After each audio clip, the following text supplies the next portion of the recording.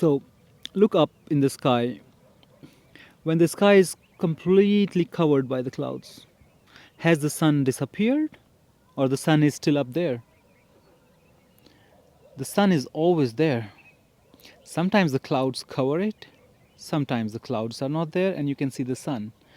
In the same way, your peace, your joy, your happiness is always there. But the cloud of your thoughts, the cloud of your mind that superimposes itself on your inner peace. You're made of love, you're made of peace, you're made of joy. You've heard of this, right? And I want you to think of them not as abstract ideas or ideas that are designed to make humans happy, but I would actually, at least I would attempt to convince you through your own experience that they're not just words designed to make you feel better about yourself in this complex, crazy world, but actually they are deeper inner truths. When you hug someone, in the moment when you are like really hugging, in a tight embrace, feeling it, you lose the awareness of yourself. You're not thinking while hugging that I am hugging this person, I'm feeling so good. Maybe it's an afterthought after the moment. When the aha happens in you, aha, you feel aha, it's actually a delayed, it's only a recalling of the experience. In the moment of experience, you're not saying aha. And where did this aha come from? It came from inside you. It was always there inside you. If you have done any sort of relaxing practices, like you've done a shavasana in yoga, or you've just sat comfortably, quietly, and your mind was quiet, your thoughts were quiet, you just felt peaceful.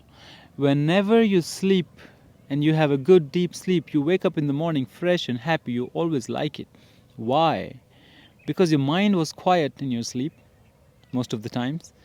In your deep sleep it was completely quiet, and that's when you felt recharged, rejuvenated, happy, at peace. And that's why you look forward to having a good night's sleep every night.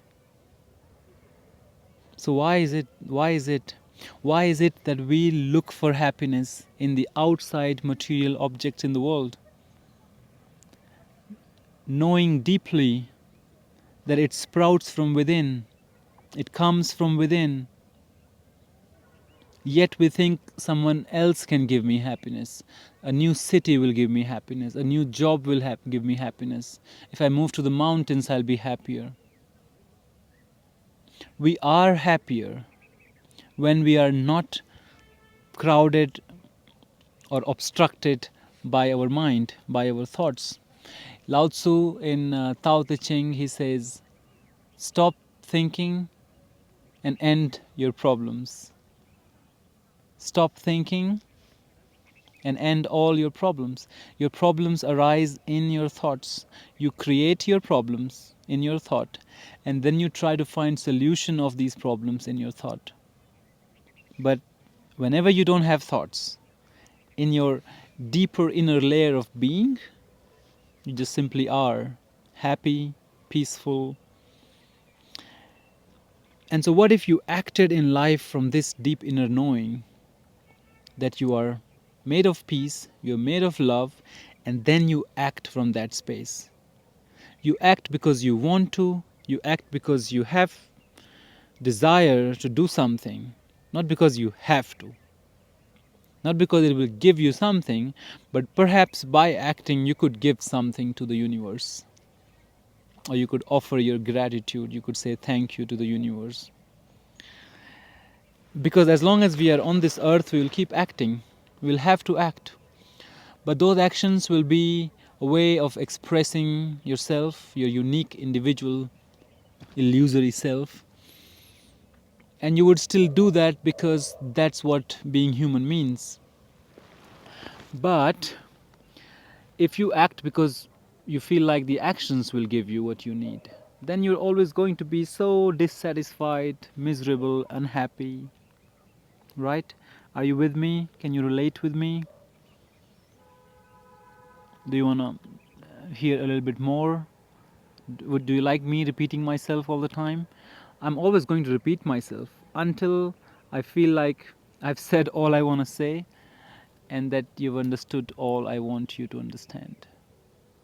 My father always says that you never stop talking about these things because this gives you a joy, a deep inner joy that all kind of bullshit conversations about so many unnecessary things can't give you. So I don't take interest in talking about cars, women, sport, and all the other things. I'm just very into having this kind of conversations. So I don't know how many people listen to me, but I just go on every other day sharing something with you guys. And if you are tuning in again and again, then perhaps you also are part of the same tribe. You like to live in remembrance of this truth. And there is so much distraction and noise in the outside world. And maybe these conversations help us to remember, to come back to the center, to hold on to our center.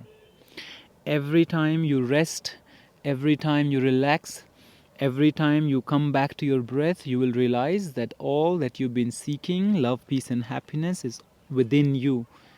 And it comes from within, and it can guide your actions, it can guide your way of living in this life, not the other way. It's not coming from outside.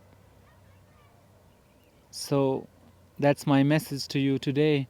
That's my reminder to you and to myself today, that if you feel obstructed, if your sun feels obstructed by the clouds, all you need to do is calm down, wait, rest and relax, and let the clouds pass away. The clouds brought the problems, the clouds will take the problems away. You need not do anything. Just have to have patience, and the clouds will go away. If you want to know the true nature of the pond next to your house, you can't keep throwing rocks in the pond, because it will just keep making it muddier and muddier, and a lot of ripple effect will happen. You will never see through. In order to know the pond, the water in the pond, if you keep throwing rocks, you will never know it. Same with your mind. If you keep thinking, you cannot know the answers to your troubles. But if you stop throwing the rocks, just sit back and you will see that the mud will settle and you will see through very clear. The pond will become very clear to you. In the same way, when you just rest and relax, all the noise in your mind will settle and you will see through your true nature. In Patanjali Yoga Sutra, Patanjali says, Tada drashtuha swarupe avasthanam. Then you are established in your true nature. When? When you are not identifying with your mental whirlpools of your mind, chitta vritti. What does yoga do? Yogash chitta vritti nirodha. Yoga blocks the continuous whirlpool of your mind. What do I mean by whirlpool of your thoughts? You think one thought, it takes you to another thought, it takes you to another thought. Soon you have made like a big scenario or many scenarios. None of this exists, but you think so much and you identify so much that you get colored by the color of your thoughts. But when you sit back, just watch, let the mud settle, tada drashtuh swarupe avasthanam, then you are established in your true self, in your true nature. So don't think of ending your problems by thinking through them. It is such a modern thing to do, to think a lot about something. But if the problem is imaginary, if the problem is hypothetical, then how can the solution be in thinking and action? If you killed someone in a dream, I think I used this example already, but so what? If you killed someone in your dream, do you wake up and go to the police station and say, sorry, I've killed someone? No, you do nothing. The fact that you're awake is enough. All the problems are gone. In the same way, the problem is hypothetical. All you need to do is wake up. Once you just sit back and do nothing and let the mud settle, you see through clearly. And that's it. That's all there is. But can you have patience to do that? Can you have enough faith in these words to try them out. Can you try them out as a spiritual experiment? Can you be a spiritual scientist and experiment? Because whatever you're doing through your thinking is not working out. You're just overthinking. The world is designed in a way that you're always thinking about something. You're always thinking.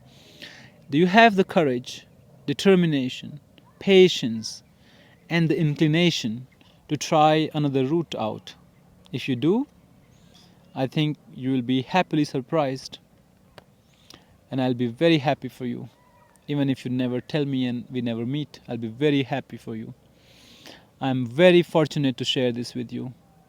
I'm very thrilled to see that there are a few people that like to connect. And say hello if you are here not just the first time, but you've been here again and again. And if you're the first time here, stick around. Maybe we like each other. All right, take good care, and I'll see you very soon.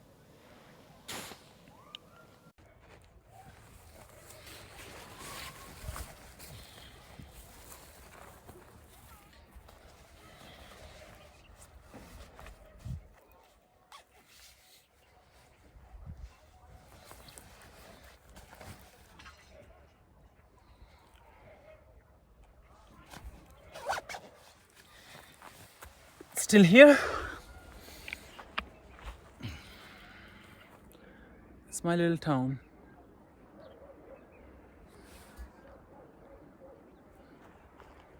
All right. Oh, the sun is about to set, huh? Beautiful. Beautiful. Left nothing here. Please don't be cynical about this life. It's not that bad, okay?